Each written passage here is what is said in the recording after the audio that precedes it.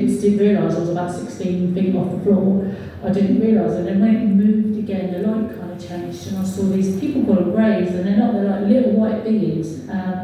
They possibly could look grey, but under the light that I could see, they were like glowing, like a glowing white, and they were probably about 20 feet away from me. I guess we were between 12 and 16 feet off the floor that hung up, and I didn't realise that it wasn't until it turned sideways, it did like a travelator, it came down and did like a hairpin movement, and as it moved, this thing turned. I saw there's a bloke next to me, like short cut hair, like a silvery suit, had on, looked like 45, I couldn't see his face.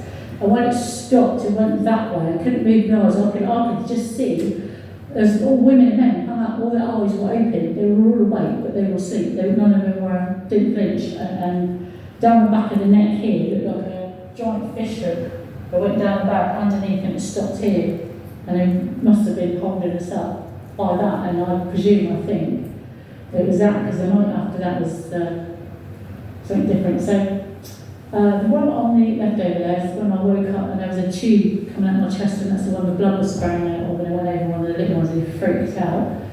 Not sure what I woke up with that other marking. So this is the best one. When I went to the doctors, I kept telling them I'd become pregnant, and I had a problem for years. First of all, they said that I had endometriosis, and they said I didn't. Then they said that I was pregnant, went for a scan, and they said that I wasn't pregnant. And then they said I had false negatives, false positives, and you've had children, you hadn't children. The best one was when I turned up at A&E, and they said I had a miscarriage, and they said, oh, you've had surgery. I said, I haven't had surgery. He said, where have you been on holiday? Have you donated organs? Have you donated tissue? And it's like, no. I didn't even realise I was ovaries negative until I ruptured ectopic pregnancy. Anyway, go back to about 2010. I had they kept giving me scans for about 6 months, and they said, you were pregnant, and I was pregnant with twin boys. And then they said, they found this thing, this other object that was getting bigger. They thought it was cancer, and it was going to give me, start my cancer treatment on the 17th of December.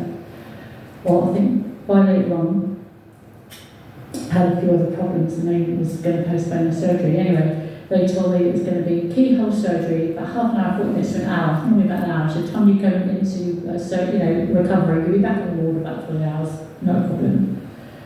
Well, 8.5 hours, I'm allergic to anesthetic, 8.5 hours later, I'm still in surgery. My mum was frantic, my family were banging the door, wanting to know where the hell I was. And because I'm allergic to anaesthetic, they had to have 3 anaesthetists there, and there was going to be at least 2 or 3 surgeons in the room, and I had to sign a consent form because they actually recorded my operation. And it turned out, I think there was like 27 people in the room when I had my hysterectomy. People didn't even know, doctors from around the world, just there, you could see more quite clearly in camera. And but one time the surgeon got on top of me, there was a lady and gentleman, they cut me like a bilateral, it was like a lateral cut straight across. Horizontal cut, and it was 267 stitches, 3-layer cut, and they took everything that they could reach, she said, and there was this black membrane. She said, some still in you, couldn't get it. She at one point, where they cut me in half, they were there, she was physically pulling it out of me and cutting it out of me, that's why it took so long, but they couldn't get it all. But she said the interesting thing is once they give me the hysterectomy, they had to take everything out. It was in my sac around it and in my pelvis, which is why my stomach falls forward. There's nothing to hold my tummy up in there. She said, and I think as a doctor, I spoke to a doctor from Poland, Africa, and 2 other countries that came to see me, as well as this surgeon. She was very, very good. Where have I been on holiday? They wanted to know where I've ever been, had I ever donated organs again. I'm like, no. She said, your pelvis, and it says here, is completely obliterated with adhesions from left to right. She's got about 1,000 needle marks and drill marks on your pelvis. She said, you'll be in pain for the rest of your life, there's nothing we can do for that. And that's on my discharge notes. So, and that is painful. So where did you get about 1,000 needle marks from in your pelvis, and how do you even know they're there? You don't do have surgery. So when you wake up in pain in the middle of the night and you've got backache, and people say, you have a contract, no, my back's hurting, it's really hurting.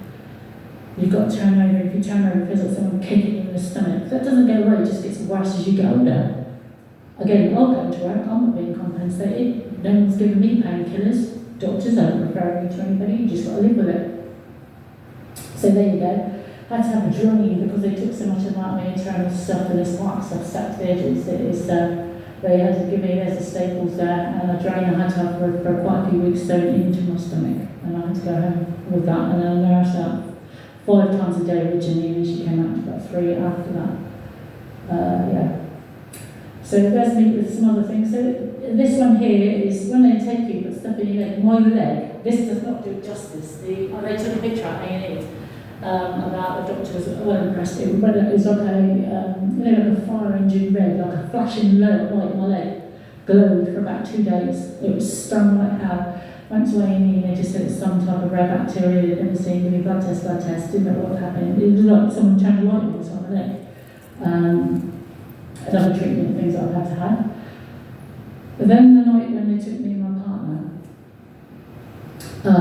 so my partner's very devout Catholic, he's Italian, so he's very devout Catholic. And so you can imagine when I wake up in the middle of the night and my dog's not making a noise and there's a blue-green light that's filled my bedroom, and this thing is closer to where that projector is, about 2.5, 3 feet away from me. And my partner's missing, the bedsheets fall back on the right hand side, blue green light, this white thing. It's not like the other things I've seen. Its neck was in the middle of its head. It looked like a biscuit tin head, glowing white skin, it was the size of an 8-year-old, really anorexic 8-year-old kid, 6 or 8-year-old kid. It bent down to look forward, but when it bent down, it didn't like where our hips would be, it was just below where our hips would be. The movement wasn't right. And I couldn't move, all my eyes just popped forward. It was like a blackness and my eyes popped forward. And I couldn't tell where this light was emanating from. And this creature was there. And as it bent down, I had 3 little pictures of my huskies with some old dogs when I was a kid there. It was looking at him. And it just stopped. And as it stopped, it knew I was awake. It didn't want to link with me. It all went for the right light. And the next thing I know, and I'm normally as a advisor, it was midsummer. Opened the curtains up, the curtains were open, but it was really bright. My partner was physically sat up holding his throat, and the first words out of his mouth is, "My throat really hurts, my bottom hurts." And I thought, oh Christ. I said to him, "Do you remember anything about last night? Do you remember having a dream?" He's like, "No, I don't remember nothing." I thought, shit, do I tell him? I thought, no, I'm not going to tell him. He's never going to believe me. He's Catholic, he's not going to have any of it. Well, within a couple of days, we were both having nosebleeds, hard to breathe, chest pain. Within 2 weeks, he started to lose a lot of weight.